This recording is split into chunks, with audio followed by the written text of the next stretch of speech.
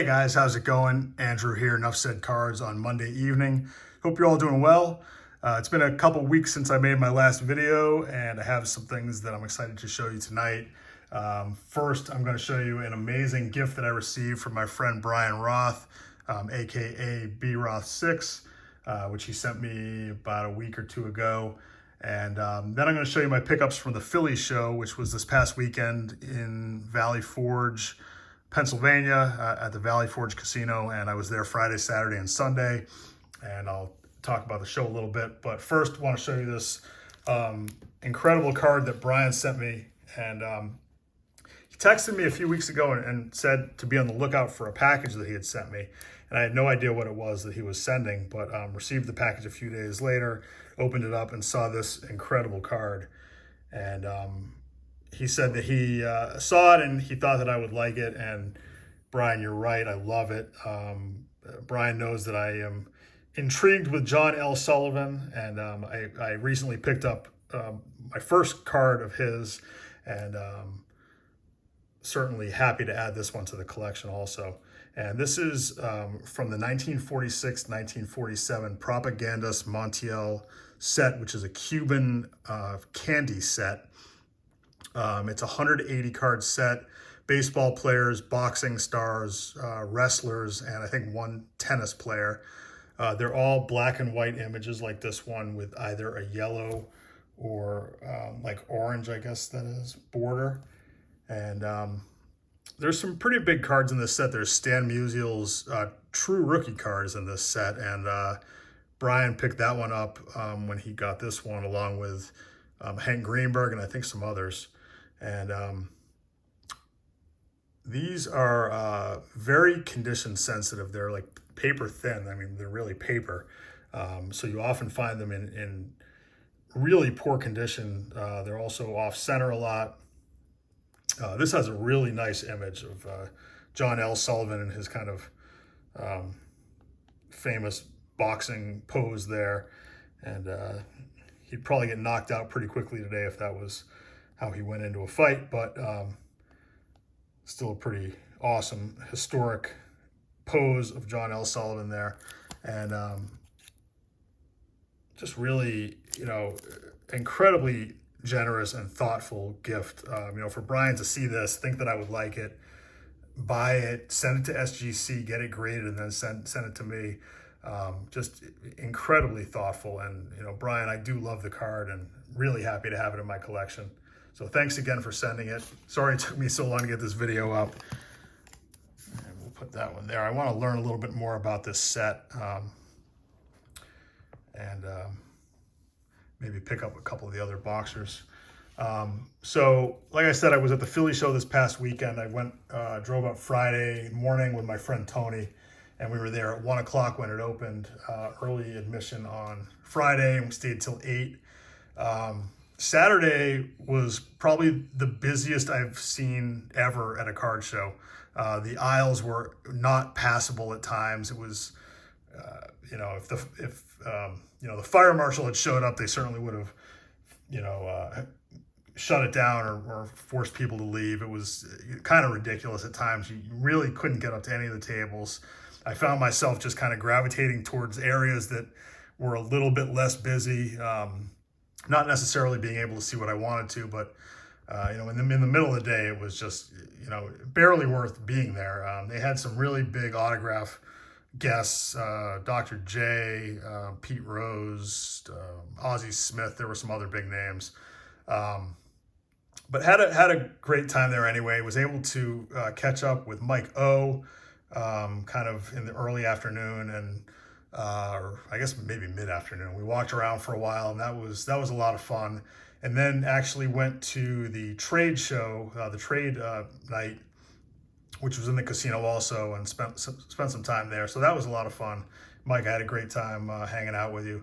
And I know some other YouTubers were there. Ed, Wesker, Griff. Unfortunately, wasn't able to catch up with Ed. Also heard that Ray from Philly was there, but unfortunately didn't see him either. So now I'm going to go through my pickups from the show, a couple smaller cards, and then one sort of bigger card. I'll save that one to the end. But we'll start with this one. This is from the T51 College series from 1909, Murad cigarettes, and this is Tufts College with the football player there. And on the back, there's a checklist. And my brother is actually a professor at Tufts, so I thought he might like that one. So that one's going to be heading his way. And then completely randomly also found this, which is from the T331 Fatima College Flag Stamp Series. I think this is 1910 or 1911 maybe. And this one shows Columbia University. Fatima cigarettes, 20 for 15 cents, 150 designs. And coincidentally, my brother went to Columbia for undergrad, so I thought he might like that one also. So those two cards are going to him. This is kind of an interesting one. I had never seen this before, but there was a gentleman there, a dealer that had a lot of kind of oddball pre-war stuff, some non-sport stuff, which I always like looking through. And then I saw a couple of these, and these are playing cards. They all have James Jeffries on the back. Kind of a cool picture. And then each card has a different scene on it. And this one here on the left there, you'll see John L. Sullivan, way past his fighting career. And then this shows fight between Jim McCormick and Gus Rulin. And McCormick apparently was like a protege of John L. Sullivan, but he got knocked out in this fight by Rulin. So picked that one up, thought it was kind of neat. This one here,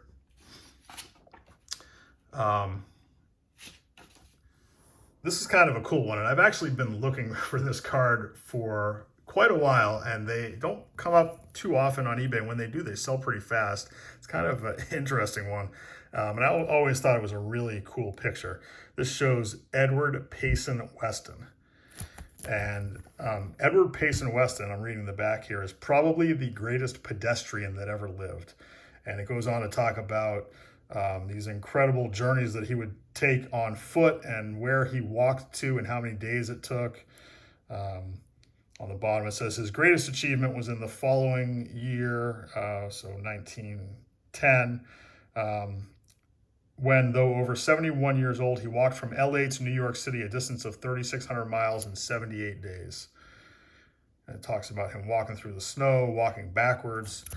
So kind of a interesting card there. Was actually kind of excited to find that one.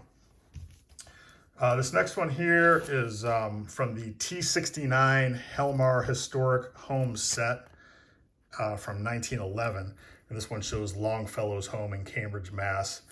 And of course, that's the poet Henry Wadsworth Longfellow. And don't know a lot about him or about poetry, but I do know that he wrote Paul Revere's Ride.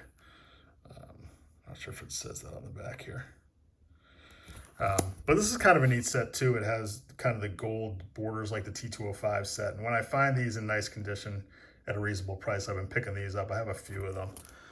So grab that one. And then finally of the oddball stuff I got, this is from the 1910 T81 military series. This one is U.S. Army Cavalry. And Recruit Little Cigars. And these are actually die cut cards. I don't know if you can tell, but the soldier there, it kind of, you could pop it out and like a die cut, you know, to kind of like stand it up, I guess. This one is in pretty good shape. And it talks on the back about cavalry officer receives a salary of $1,700 and quarters yearly, $2,500 after 20 years. Must be taller than 5'4", shorter than 5'10". Kind of interesting on the back there. So saw that one. I had never, that I recall, seen a card from this set before. I think I paid $8 for that one.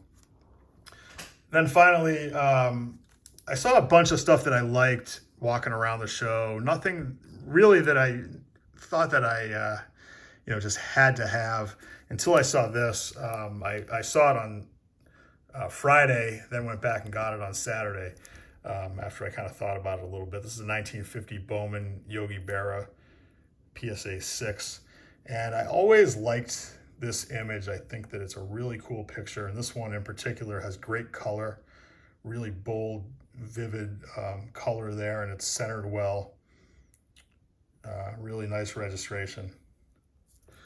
And they all have this line here. At first I wasn't sure if that was a defect on the card, but they all have that. So was really happy to get this one. I actually got a great deal on it also. And it does have some like toning on the left side there, but that doesn't bother me. So I was really thrilled to get this and add it to the collection. I'm pretty sure that's my first ever Yogi Berra card, so that's pretty cool. And like I said, I haven't made a video in a couple weeks. The next video is probably going to be the one that I mentioned last time, which I haven't had a chance to do with my son Charlie. We were going to show his top 10 cards. So that one will be coming. And then in a couple weeks, I'm going to the Strongsville show in Ohio, which I'm really excited about. I've never been to that show before. And I believe it's an all vintage show.